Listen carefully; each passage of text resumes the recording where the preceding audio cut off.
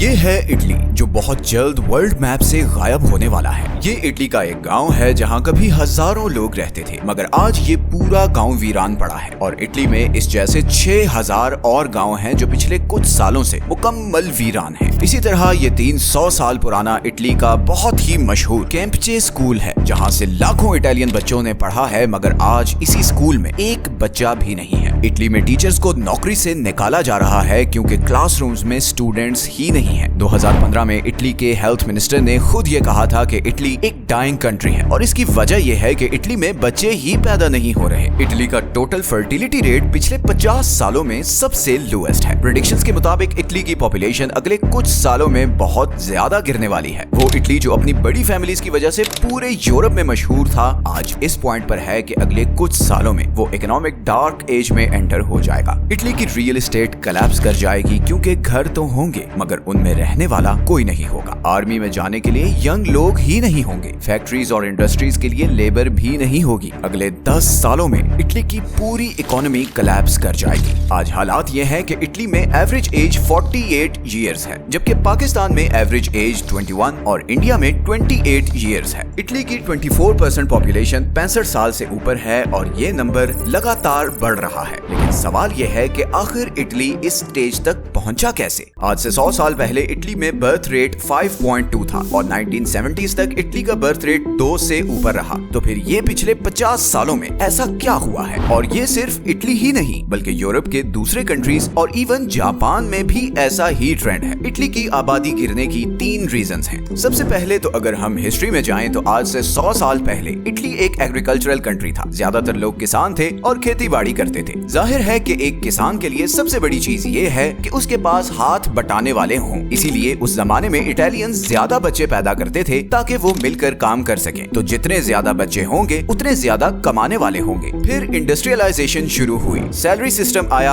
अब 2 बच्चे इतना कमा रहे थे जितना पहले 5 बच्चे कमाते थे। और फिर आखिर वर्ल्ड वॉर 2 के बाद जब इटली की रिकवरी हुई तो उसने सोशल वेलफेयर सिस्टम इंट्रोड्यूस करवाया। अब बच्चे पेरेंट्स की नहीं बल्कि स्टेट की रिस्पॉन्सिबिलिटी थे। उनकी एजुकेशन, हेल्थ सब कुछ स्टेट फंड करती थी। तो लोगों के पास अब ज्यादा बच्चे पैदा करने का कोई इंसेंटिव नहीं रह गया था। इसीलिए 1950s के बाद से इटली में बर्थ रेट गिरता गया और ये ऐसा ट्रेंड है जो सिर्फ इटली ही नहीं बल्कि पूरी दुनिया में देखने को मिला है। सिवाय अफ्रीका के पूरी दुनिया में 1980s के बाद से फर्टिलिटी रेट गिरता जा रहा है। अब अगर हम स्पेसिफिकली इटली की बात करें तो गवर्नमेंट की कुछ पॉलिसीज भी ऐसी हैं कि यंग लोग बच्चा पैदा करने से कतराते हैं। अब जैसे इटली में एक कॉन्सेप्ट है ब्लैंक रेजिग्नेशन, जो हर औरत को जॉब से पहले साइन करना होता है। ब्लैंक रेजिग्नेशन का मतलब ये है कि जैसे ही कोई भी फीमेल वर्कर प्रेग्नेंट होगी वो कंपनी किसी भी नोटिस या रीजन के बगैर उसे फायर कर सकती है। अब एक ऐसा कंट्री जहां की 41% औरतें जॉब करती हों, वहां पर जब ऐसी पॉलिसी होगी तो कौन औरत बच्चा पैदा करेगी? यही वजह है कि इटालियन फैमिलीज जॉब की वजह से शादी और बच्चे डिले करती हैं। एक और दूसरी बड़ी वजह यह है कि इटली में बाकी यूरोप की तरह चाइल्ड बर्थ नेशनैलिटी नहीं है। मतलब ये कि अगर आप इमिग्रेंट हैं और नॉन इटालियन हैं और आपका बच्चा इटली में पैदा हो तो उसे फौरन इटालियन नेशनैलिटी नहीं मिलेगी। अब जैसे अमेरिका और बाकी यूरोपियन कंट्रीज में तो आपका बच्चा ऑटोमेटिकली नेशनल बन जाता है, इटली में ऐसा कोई चक्कर नहीं। और यही वजह है कि इटली में रहने वाले इमिग्रेंट्स थोड़ा अरसा वहां गुजारने के बाद नॉर्दर्न यूरोप की तरफ मूव कर जाते हैं। अब ऐसा कंट्री जहां पर पहले ही यंग जनरेशन की कमी है, वहां ऐसे लॉज सिचुएशन को मजीद खराब कर रहे हैं। गो के अब इटालियन गवर्नमेंट इन लॉज को रिवाइज करने का सोच रही है, क्योंकि जो सिचुएशन चल रही है, अगर इमिग्रेंट्स भी जाते रहे तो इटली में काम करने वाला कोई रहेगा ही नहीं। वहां पर सिर्फ रिटायर्ड लोग होंगे जिनका पेंशन जनरेट करने के लिए कोई यंग लोग नहीं होंगे। और इसी तरह इटली का हेल्थ सेक्टर भी ओवरबर्डन्ड हो जाएगा, क्योंकि इतने बूढ़े लोगों की देखभाल के लिए डॉक्टर्स और नर्सेज भी नहीं होंगी। इटली में पॉपुलेशन क्राइसिस की तीसरी बहुत बड़ी वजह इटली का जॉब कल्चर है। OECD की रिसर्च के मुताबिक 18 से 34 साल के 70% इटालियंस फाइनेंशियली अपने पेरेंट्स पर डिपेंडेंट हैं। UN की एक रिपोर्ट के मुताबिक इटली में 43% जॉब्स नॉन परमानेंट हैं, और इसकी वजह यह है कि पिछले 10 सालों में इटली में 3 रिसेशंस आ चुकी हैं और आज इटली का डेट टू GDP रेशो 145% तक बढ़ चुका है, जिसका मतलब ये है कि हर 1 रुपए की कमाई के बाद इटली को अपने एक्सपेंसेस कवर करने के लिए 145 रुपए का लोन लेना पड़ता है। आज इटली का हाल ये है कि जिस कंट्री ने पिज्जा शुरू किया उसी कंट्री में डोमिनोज ने अपने सारे स्टोर्स कस्टमर्स ना होने की वजह से बंद कर दिए हैं। ऐसे हालात हालात में यंग लोगों को फाइनेंशियली इंडिपेंडेंट होते होते बहुत टाइम लग जाता है और इसीलिए वो शादी भी लेट कर रहे हैं। 2002 में इटली में शादी करने वाले मर्दों की एवरेज एज 31 साल थी, जो कि अब 2024 में 37 साल तक पहुंच चुकी है। अब अगर ये सिचुएशन ऐसी ही रही तो इटली एक डार्क एज में एंटर हो जाएगा। ऐसे में इटली की गवर्नमेंट को स्वीडन वाला मॉडल फॉलो करना होगा। स्वीडन भी आज से कुछ साल पहले इटली वाली पोजीशन में ही था। फिर स्वीडिश गवर्नमेंट ने चाइल्ड केयर पॉलिसी अनाउंस की, जिसके अकॉर्डिंग जिस कपल के जितने बच्चे होंगे उन्हें उतनी ही सब्सिडी मिलेगी। इसी तरह स्वीडन पेरेंटल लीव इंट्रोड्यूस करवाने वाला पहला कंट्री था। 1974 में स्वीडन ने ये लॉ पास किया कि बच्चा पैदा होने के बाद माँ और बाप दोनों 16 महीने की पेड लीव मस्ट लेंगे। ये 1.5 साल की लीव बनती है और यही वजह है कि स्वीडन ने अपना गिरता हुआ बर्थ रेट सक्सेसफुली कंट्रोल किया। इसी तरह इटली को अपनी इमिग्रेशन पॉलिसीज में भी रिलैक्सेशन करनी होगी। फीमेल एम्प्लॉइज को ब्लैंक रेजिग्नेशन जैसी चीजों से बचाना होगा। अगर अगले 5 सालों में इटली अपना बर्थ रेट 2.1 तक ना ला सका तो इसके नताइज बहुत ही भयानक होंगे। ग्लोबल लेवल पर भी इलॉन मस्क बार बार ये कह रहा है कि ह्यूमैनिटी के लिए सबसे बड़ा खतरा पॉपुलेशन कोलैप्स है और ये बात बड़ी अजीब लगती है बिकॉज साइंटिस्ट तो हमें यही बताते आए हैं कि पॉपुलेशन एक्सप्लोजन होने जा रहा है और अगले 100 सालों में आबादी 16 बिलियन तक पहुंच जाएगी, लेकिन रियलिटी टोटली ऑपोजिट है। 1980s के बाद से पूरी दुनिया में इवन पाकिस्तान और इंडिया में भी